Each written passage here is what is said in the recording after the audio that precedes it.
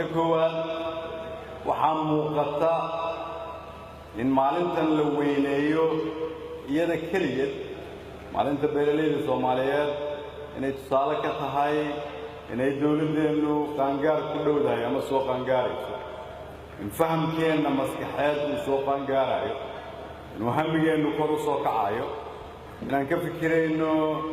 meeshii hadda aan joogno inaan uga guurno meel annagu aan isku filannahay sida aad la socotaan dawladda uu hogaamiyo madaxweyne Farmaajo waxay ku shaqaysaa 4 tubood oo waaweyn oo siyaasadeed oo ay ugu horeyso tubta dhaqaalaha taasoo ay aasaas ka tahay sidii loo kobcin lahaa dhaqaalaha si loo kobciyana waxaa lafdhabar u ah in la kobciyo ama kor loo dhigo wax soo saarka si wax soo saarka kor loogu dhigana waa in dhulka Soomaaliyeed wax laga soo saaraa waxaa sidaas daraaddeed muhiim ah in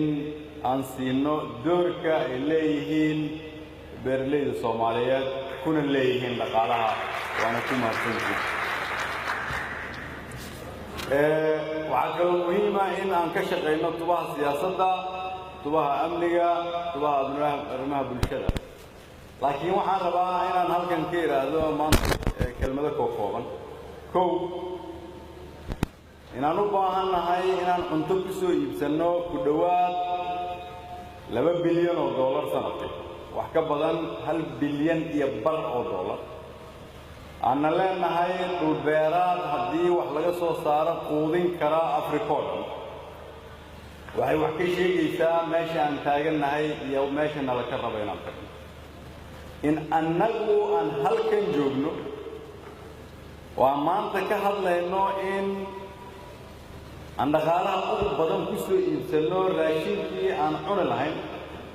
iyadoo aan leenahay fursaddii annagu aan dunida quudin lahayn waxay tusaale ka tahay Soomaalida shaqada laga rabo inay qabato iyo shaqada hor taalla inta ay leegtahay waxaa kaloo rabaa halkan inaan ka sheego in hay'adihii nala shaqaynayay ay halkan joogaan inay aqbalaan inay u shaqeeyaan si ka duwan sidii hore cuntadii ay dibadda ka keeni jireenna ay aqbalaan inay ka gataan beeralayda Soomaaliyeed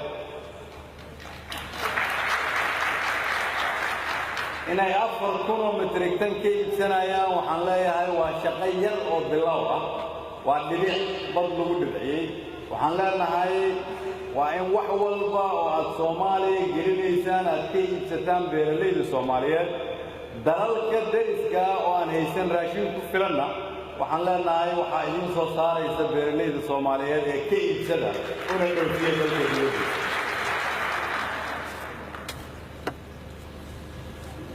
dawladdeenu waxay ku shaqaysaa soo celinta sharafta iyo karaamada ummadda Soomaaliyeed soo celinteedu waxay tahay inaadan tuugsan si aadan tuugsan macnaheedu waxay tahay waa inaad wax soo saartaa waxaad ka soo saari kartaa beeraha markaad isku filan tahay ayaad waxaad gaari kartaa go'aan xor ah oo aad kula dhaqmi kartid dawladaha kale oo aad la dhaqmaysid iyo dunida inteeda kale waxaan ogahay inaad dhib badan qabtaan haddii aad beeralay Soomaaliyeed tihiin waxaan ogahay inuu dhaqaaluhu idinku yar yahay waxaan ogahay in amnigu uu meelo badan xun yahay weli oo aan ahayn sidii la rabay laakiin aad ogtihiin in la bilaabay hadda in laga shaqeeyo in laga nadiifiyo argagixisada meel walba oo beeralaydu ay joogaan ayna ahaan doonto ahmiyad koowaad idinkalana shaqayn doono waxaan ognahay in adduunyadu ay idinka qabto fikir khaldan oo aan ka shaqaynayno inaan bedelno maantana halkan ka bilowdo laakiin waxaan rabaa inaadan niyad jebina waxaan rabaa inaad maanta barbar dhigtaan 5 sano ka hor meesha joogteen ama 10 sano ka hor meesha joogteen ama sanad ka hor meesha joogteen waxaa muuqda iftiin caddaynaya inaad mar labaad noqon doontaan hormuudka وحصوصارك دلك يكون أنت دقالها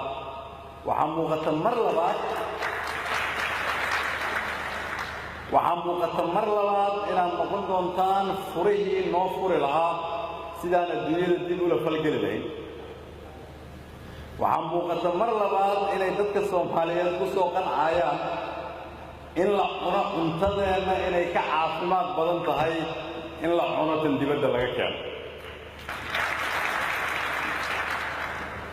وعن سود ويننا إن أنغو بالله إن غريه نكونو انتظر بيرهنا لغا سو سارو وان آمنسان هاي إن جيرك يا عقل يبغى وناكسن تهي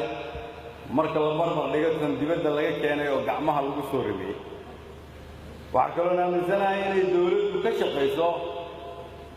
in dhaqaalaha ay ku bixiso soo gadasho cunto hadda kadib aan isku dayno inaan ku bedelno inaan idinka gadanno intaan gadan lahayn cunto dibadda laga keenay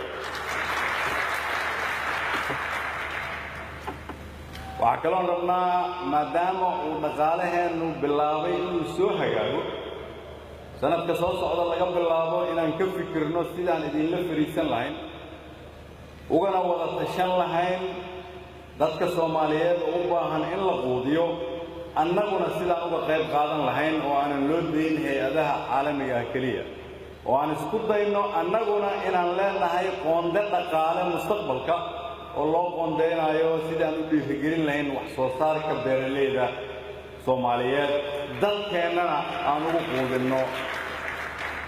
waxa idinku aad soo saartaan ugu dambeyn in dalkan dib loo dhiso in laga baxo dhibkii aan ku jirnay inaan aqbalno meesha 4,000 idinku iibsanayo inaad Afrika oo dhan iyo dalalka dunida aad cunto geyn kartaan معناها waxay tahay inaan aqbalno kulligeen inaan hamigeena kor u dhigno fikirka gaaban inaan ku bedelno fikir fog nin jeclaysiga inaan ku bedelno wadaninimo danta gaarka ah inaan ku bedelno danta guud qabyaaladda inaan aqbalnay inay dalkan dumisay shacabka Soomaaliyeed inaanay dhexdhexaad ka noqon karin dawladnimada iyo mustaqbalka ummadda Soomaaliyeed ganacsatada iyo beeraleyda in la soo gaaray waqtigii ay aqbali lahaayeen inaanay dawladooda ka cabsan laakiin ay fahmaan iyagu inay dawlad yihiin 2018 dhamaadkeeda ayaan ku jirnaa ummadda Soomaaliyeed waxa u muuqata rajo weyn rajadaasna waxaa darawaliinka ah dadka dalka wax ka soo saara oo ka shaqeeya kobcinta dhaqaalaha oo halkan fadhiya waxaan idin leeyahay ha u fahmina gaariga darawalka aad idinku ka tihiin inaad gadaal ka saarantihiin waa maadsantihiin